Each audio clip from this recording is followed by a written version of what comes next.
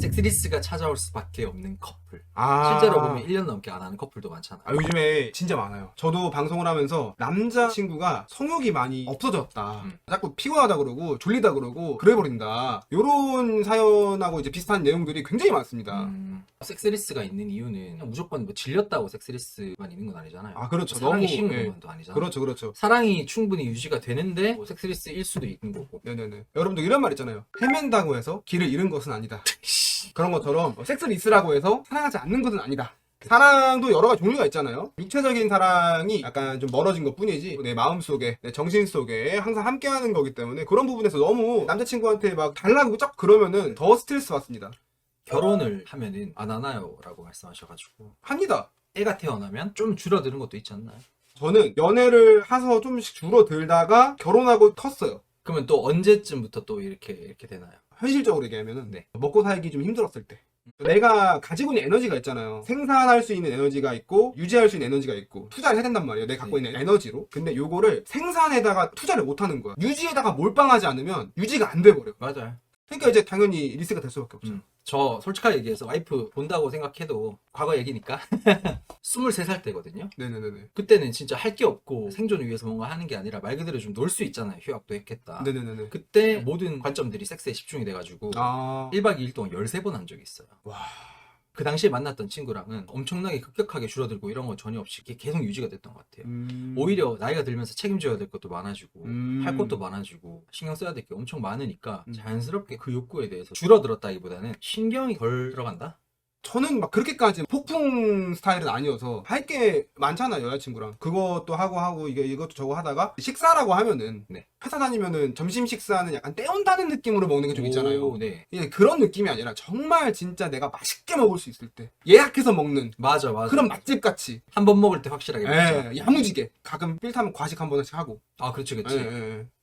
그 시즌이 있잖아요. 섹시해 보이는 시즌이. 그러니까 저는 상대방이 섹시한 거는 그게 중요하다기보다는 탄력 받을 때 1라운드가 끝났어. 네네. 근데 중간에 쉬는 시간 필요 없이 2라운드 바르고 요렇게 꽂힐 때가 있어요.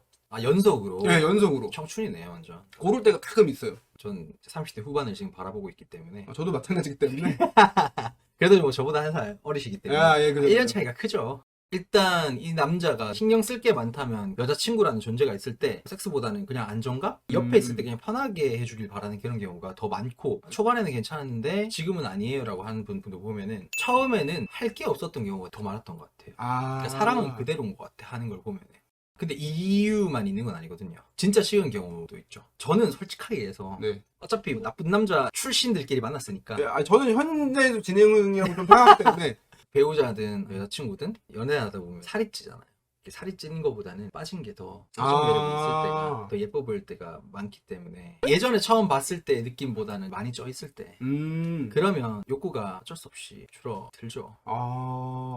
요게 이제 정상이라고 치면 네. 저는 좀 이제 변태 쪽인데 말랐을 때는 말랐을 대로 쪘으면 찐 대로 그게 성적 매력이랑 무슨 상관이 있어요? 기분이 다르잖아. 다른 사람이랑 하는 기분. 다른 그러니까. 사람만 아니면 되는 거잖아. 아, 그렇지. 다른 사람만 아니면 되는 건데 기분만 낸다. 기분은 괜찮잖아. 체형이 바뀜으로 인해 마치 새 여자가 된 것 같은 그런 느낌을 받아서 살쪄서 섹스리스가 온다는 건 이해가 되지 않으신다. 이해가 된다. 이해는 되지만 되는데 나는 그것도 즐기면 생각보다 재밌다. 즐길 수 있는 부분이 조금이라도 있으면은 최선을 다해 즐겨보겠다. 남자는 어쩔 수 없이 성적 매력을 할 때 외모에 영향을 받을 수가 있으니까 이건 이거대로 좋아, 저건 저거대로 좋아가 아니라 네네네. 나는 여자친구의 이런 모습 때문에 섹시함을 크게 느꼈던 어떤 취향의 차이라는 것도 있잖아요. 그 취향에서 너무나 쪄버린 거죠. 혹은 너무나 말라버리거나. 그래서 섹스리스가 오는 경우도 있지 않나. 그러니까 남자 쪽에서 지금 성욕이 사라졌을 경우를 얘기하는 거예요. 그죠. 섹스에 대한 얘기를 하고 있는 거니까 네. 허심탄회하게 좀 얘기해 보자면 네. 침대 위에선 여러분들 변태가 맞지 않나요? 변태가 맞죠, 당연히. 그죠. 그러면은 방금 전에 얘기했던 것처럼 변태 짓을 좀 하면 살이 쪘건 빠졌건 극복할 수 있지 않을까. 어떤 변태 짓을 해야 외모를 전혀 보지 않게 되는지. 물리적으로 그냥 제한을 걸어버리는 겁니다. 네네. 불을 꺼버려요. 아니면 이렇게 하는 거야. 그냥 불을 끄면 섭섭해. 똑당해. 그러니까 눈을 가려요. 어때? 안 보이는 것 같아? 조금 뭐 보이는 것 같은데? 아 그래? 그 다음 불을 꺼. 불을 끌 수 있잖아. 아, 그건 맞죠. 그러니까 빌드업을 들어가는 거야. 이런 식으로. 네네. 그러면 안 똑당하잖아. 여러 이벤트로 남자의 성욕을 찾아올 수 있지 않을까요? 이벤트. 사실 저는 개인적으로는 이벤트나 이런 거를 좋아하진 않아요. 그냥 다 벗고 있는 거 좋아하던데. 아, 다 벗고 있는 거. 그러니까 여러분, 근데 그게 있어요. 다 보이는 거보다 보일락 말락 하는 게 더 섹시하고, 보여서 보이는 거보다 보면 안 되는 걸 보는 게 더 섹시해요. 더 짜릿해. 일부러 나 섹시하지 하고 되게 과시하는 느낌? 그런 느낌을 보면은 확실히 섹시함이 떨어지는 것 같긴 해요. 맞아. 너무 익숙해져서 그렇다기보다는 특별할 때 특별하게 볼 수 있는 것이어야 되는데 네네네. 여자의 몸이라는 게 네네네. 언제든 다 볼 수 있는 게 되면은 좀 그런 것 같아요. 차라리 맞아요. 그래서 티셔츠라도 입고 음. 왔으면 좋겠고 이런 느낌인 것 같아요. 예를 들면 명품백을 할 때 네네네. 그 박스도 항상 유지를 하잖아요. 꺼낼 때마다 언박싱하는 그런 느낌을 즐기는 사람도 있다고 하거든요. 아, 그래요? 저는 그런 느낌이라고 생각해요. 아. 그러니까 언제든 바로 쑥 꺼낼 수 있으면 나중에는 툭툭툭 그냥 아무데나 막 던져두게 되잖아요. 아무리 명품백이라도. 너무 데일리가 되면 안 된다 이거죠.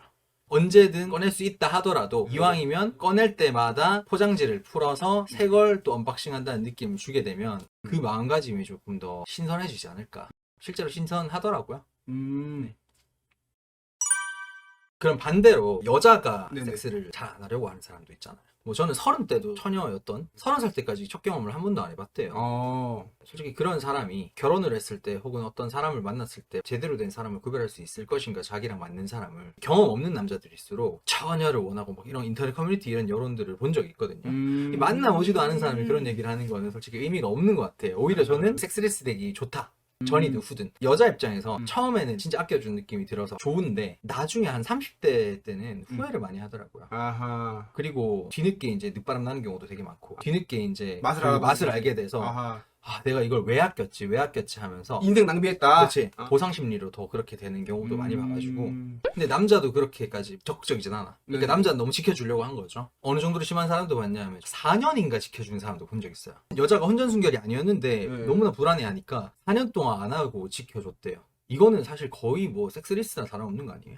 저는 남자 쪽에 문제가 있다고 봐요. 문화재냐고, 여자친구가. 뭘 지켜, 아, 지키기. 그건 맞지. 지키는 거는 그걸 지키는 게 아닙니다. 하고 지키는 게 지키는 겁니다. 오, 내가 지키는 모습을 보여주고 싶어. 네. 그러면은 안 하는 모습을 보여주는 게 지키는 게 아니라 하고 나서도 떠나지 않는 모습, 함께하는 모습, 오, 진짜. 변하지 않는 모습, 그걸 보여주는 게 진짜 지키는 겁니다. 이게 지킨다는 개념을 잘 모르고 있는 거예요, 그 친구는. 맞네. 예. 남자는 원하는데 여자가 원하지 않아서 생기는 섹스리스가 뭐가 또 있을까요? 저는 딱 하나밖에 없을 것 같은데. 어떤 거요? 남자가 별론 거지, 그냥. 진짜 단순하게. 아, 맞네. 어. 남자가 성적 매력이 부족한 경우. 예를 들어서 남자를 구성하고 있는 매력 요소가 여러 가지가 있잖아요. 하드웨어, 소프트웨어, 통장, 잔고. 전 크게 세 가지로 보거든요. 네. 하드웨어가 괜찮아. 준수한 외모야. 네네. 훈훈해. 통장, 잔고도 괜찮아. 근데 소프트웨어에 약간 문제가 있어. 왠지 우리 집에 강도가 들면은 이 새끼는 내 등 뒤에 숨을 것 같아. 네네네. 그러면 이제 이런 남자의 아이는 갖고 싶지 않잖아. 그러면 이제 섹스하기 싫잖아. 그러니까 요런 느낌. 너무 이제 자극적이지 않은 사람도 있잖아요. 아무리 조건적으로 멀쩡하다 해도 이 사람이 자극적이지 않으면 여자 입장에서 일단 욕구가 좀 덜 생기고 이게 여자분들이 딜레마로 되게 많이 느껴요. 아, 맞아요. 이 사람이 좋은 건 알겠고 이 사람은 나 사랑하는 거 맞거든. 맞아. 근데 계속 안 땡겨서 나도 모르게 피하게 되거나 혹은 거부하게 되거나 혹은 망설이게 된다? 섹스를 한 사이여도 그런 경우가 되게 그죠. 많더라고요. 쉽게 얘기해서 섹시하지가 않아. 너무 일상적이고 너무 건전한 거죠. 음. 그런 분위기가. 물리적인 자극도 안 중요하지 않지만 네. 지적인 자극, 정신적인 정신적인 자극. 침대 위에서 세계 최고로 야하다. 나는 지금 너무 섹시하고 너도 지금 개섹시하다. 우리 지금 너무 야하다. 그러니까 이렇게 뭔가 좀 이런 느낌 있잖아요. 저 섹스할 때 생각하는 거가 하나 있긴 해요. 몰입할 때. 폼페이 화산 아세요? 옛날 폼페이라는 도시에서 화산이 폭발했는데 거기 이제 갇혀 죽은 사람들. 그러면 이제 화석으로 남거든요. 그 화석들 중에서 남녀가 이제 할 때 그 상태로 이렇게 용암 안에 갇혀 있는 죽음. 와, 너무 낭만적이다. 그러니까 저는 그걸 생각해요. 정말 몰입하면 이대로 정말 죽어도 좋아. 그치, 이런 그치. 것처럼. 약간 그런 느낌으로 하는 것 같아. 그 정도로 몰입할 수 있다면 여자분이 아무리 철벽이라 하더라도 혹은 성욕이 별로 없다고 스스로는 느끼더라도 아 내가 성욕이 이렇게 많았구나. 실제로 제가 여자들한테 많이 들었던 소리가 이렇게까지 좋을 줄 몰랐다는 얘기를 되게 많이 듣거든요. 근데 그게 단순히 테크닉이 좋아서 이런 게 아니라 맞아. 물론 그런 것도 있지만 네. 책도 썼고 저는 좀 더 몰입하는 걸 잘한다.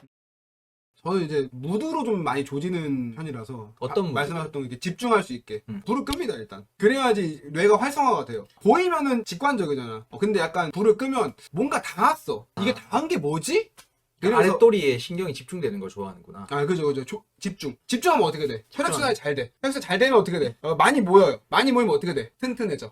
튼튼해지면 누가 좋아해? 그녀가 좋아. 그렇지, 그녀가 좋아해. 그런 것이다. 그 무드 등 좋은 거 있잖아요, 집에. 요즘에 그 그런 거. 모텔에도 예. 무드 등도 있더라고요. 아, 그래요? 그리고 무드 등이 없거나 무드 등이 좀 인위적이라는 느낌이 들 수도 있잖아요. 그래서 저는 좀 자연스럽게 하려고 화장실 불을 켜놓습니다. 아, 집에서도 마찬가지고 모텔에서도 마찬가지고 화장실 불을 켜놓으면 좀 자연 무드 등이 되더라고요. 화장실 불 켰는데 문틈 살짝 있으면은 그 문틈이 한 줄기 빛처럼 나와서 마치 내가 아무튼. 형광색 콘돔 이런 느낌인가? 어디까지 간 거예요? 둘 다 지겨워서 섹스리스가 되는 경우도 있잖아요. 대표적으로 부부가 있는데 결혼을 한 다음에 점점 이제 줄어들기 시작했어요.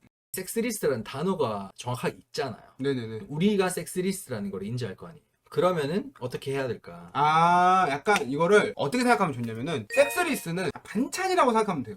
어렸을 때는 소세지를 엄청 좋아했어요. 근데 네네. 크고 나니까 소세지보다 맛있는 걸 많이 알아버렸잖아. 그렇죠, 그렇죠. 그런 것처럼 섹스리스트라는 게 문제가 있다라고 생각을 하면은 그때부터 문제가 되는 것 같아요. 네, 아니 소세지 좀 안 먹을 수도 있지. 네, 어렸을 적 생각하면 사실 먹을 수도 있고. 그렇죠. 그러면 이제 문제가 없는 거잖아요. 근데 저는 이제 이렇게 생각하는 게 소세지를 안 먹을 수 없잖아요. 다른 걸 먹을 수 없잖아요. 솔직히 결혼을 한 다음에. 연애를 해도 마찬가지고 바람을 피지 않는 이상 바람을 핀다는 게 다른 반찬을 먹는 거잖아요.